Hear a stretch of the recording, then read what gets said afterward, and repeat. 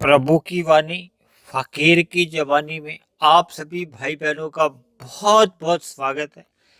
आज की चर्चा का विषय है भाषा मात्र एक माध्यम है।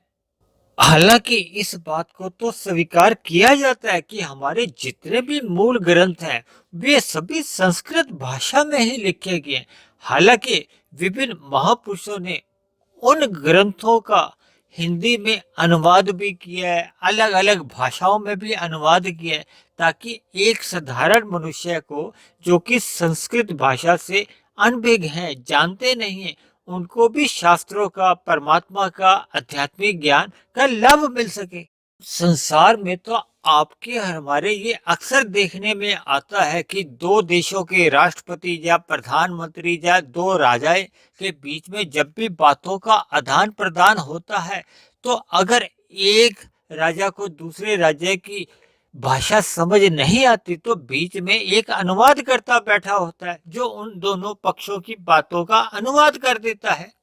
यानी भाषा तो मात्र एक माध्यम है अपने भाव प्रकट करने के लिए या अपनी बात को रखने के लिए। देखिए, परमात्मा तो सर्वव्यापी है, परमात्मा तो सर्वज्ञ है, सब कुछ जानते हैं। यानी मनुष्य जोरी पाकर हम परमात्मा से किसी भी भाषा में अपनी प्रार्थना कर सकते हैं, परमात्मा की स्तुति कर सकते हैं, यानी परमात्मा की हम पूजा कर सकते हैं।